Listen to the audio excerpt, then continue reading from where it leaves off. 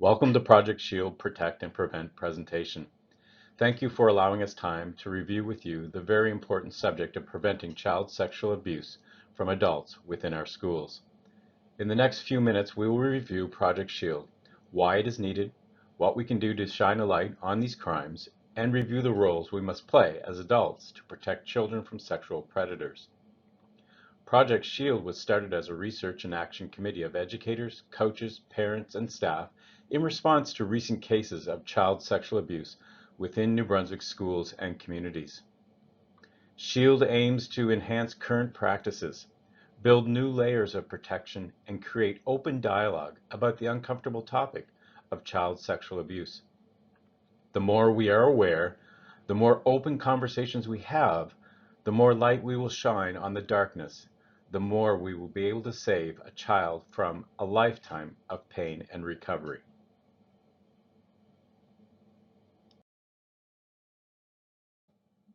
So why Project SHIELD? A shield provides a physical barrier against attacks in battle. The metaphorical shield symbolizes the multiple layers of protection necessary to keep children safe from sexual abuse. Education and awareness, open communication, community support, policies and regulations, screening and monitoring are just a few. There is not a single person or policy, practice or program that is the silver bullet. However, together with layer upon layer of prevention, we can contribute to a child-safe school system. Together against abuse is the key.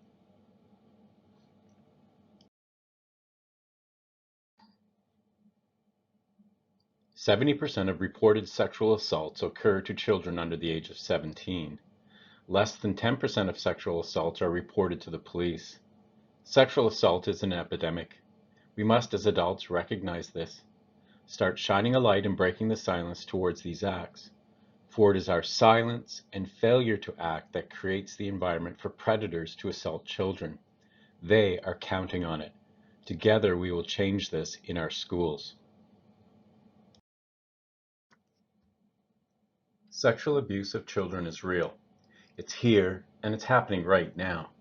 There's a Facebook group called New Brunswick Public Sexual Offenders, and they publish a list of documented convicted sexual offenders in New Brunswick. That's the list that is scrolling. There have been several adult teachers convicted of child sexual assault, interference, and other crimes within our school systems. It's not just in schools. A social worker in New Brunswick was convicted of sex with a teen. And a recent story of the Canadian Press showed at least 250 school personnel accused of sexual offenses over the past 5 years in Canada. Even the Boys and Girls Club and other child-serving agencies are not immune. The fact of the matter is, schools, sports teams, child-serving associations are the prime target for sexual predators. It is up to us to protect our children by being vigilant, aware of grooming tactics, and talking about the subject in staff meetings, basically doing whatever it takes to stop these offenders. Not to be confused with Marvel's comic book SHIELD, which was a secret society dedicated to defending humanity, Project SHIELD is an open and public response to defending children from sexual abuse. As soon as the committee produced the SHIELD metaphor as a visual, the acronym was developed within minutes. It was amazing, with each letter representing an important action for all of us to undertake. The S stands for see something, say something. Did you know that in most cases of abuse, someone knew something was not quite right, yet did not speak up? H is for hold adults accountable. I is for intervention in a timely manner. E is for eliminating opportunities. And L is for layering in multiple protections. And D is our collective duty to act under Project SHIELD. Project SHIELD is intended to be an active, ongoing legacy effort to preventing child sexual abuse. To date, SHIELD has enhanced screening of adults, introduced 2 new policies found on the district webpage, created a volunteer coordinator position, and centralized the volunteer intake and recruitment process for schools. It has implemented the PSST program, Promoting Safer Schools Together, an anonymous reporting tool for students. It's developed a website at projectshield.ca and created posters and pamphlets as information and discussion starter tools. The Protect and Prevent Policy 725 is a major accomplishment. The policy clearly delineates 25 boundary invasions or non-professional conduct by adults within our system. There are 5 categories of non-professional conduct: taking an undue interest in a student, using poor judgment in relation to a particular student, becoming involved in a student's private life, not respecting personal boundaries, and sexually related conduct. These 25 boundary invasions should be reviewed and discussed at staff or coaching meetings in our system on a regular basis. Most of these invasions are very clear, while some are more nuanced, which will require using professional judgment and open communications with our supervisors.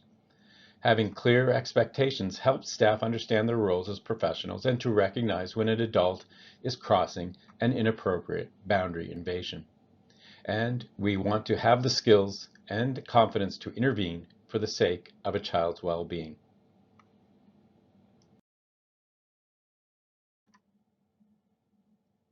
Project SHIELD will continue to implement more layers of protection in the coming years. Under awareness and training, teachers, staff, coaches, and students will receive training to recognize and report signs of grooming and/or abuse. Today is the first step in that. Next year, Respect in Schools education program will become part of our school district. And in the near future, new systems will provide enhanced screening and reference checks, as well as social media reviews for new hires and volunteers.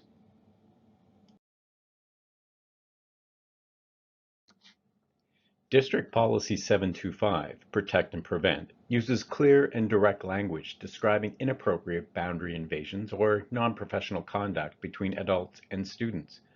Adults need to know these boundaries and hold people accountable. As part of the SHIELDS Committee's recommendations, a rule of 2 adults is suggested wherever possible, and for staff to continuously monitor supervision levels and regular walkabouts both within the school as well as externally.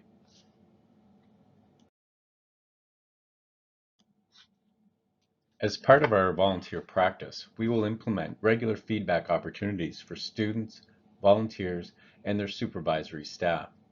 Checking in on how things are going, providing feedback, and giving the volunteer support are all part of Project SHIELD. Hi, my name is Mark Allen, and I spent nearly 35 years as a police officer. A strong focus of my attention for many years was on safe schools, school resource officers, police school board protocols, lockdown planning, and threat assessment within schools. I worked directly with individual schools, school boards, and the Ministry of Education on these issues. I had the unique opportunity to visit numerous schools and to work with and train hundreds of school leaders over the years. A key observation from my experience is how critical school culture is and how important respect is to school culture and to safe and caring school climates. I also learned that school leaders are the deciding factor in a positive school climate.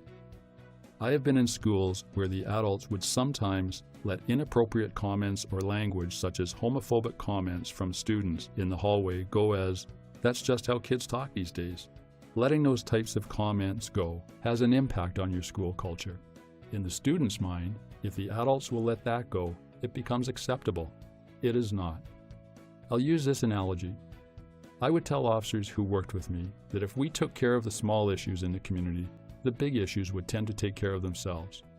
For example, if a police officer observes a citizen littering and fails to take them to task, then in the eyes of the community, the police are okay with littering. If the officer holds that person accountable and directs them to pick up their litter, it sets the tone for what is acceptable in the community. The school community is no different.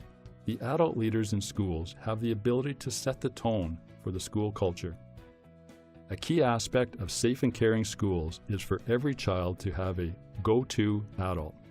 All adults need to be prepared to be that trusted go-to adult, and when necessary, to step up and step in on behalf of the child and in support of your overall school climate.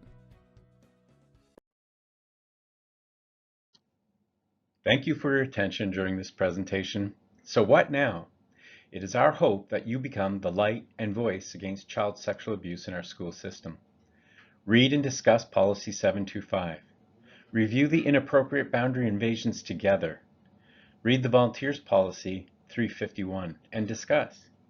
Become a champion at your school and keep the discussion going.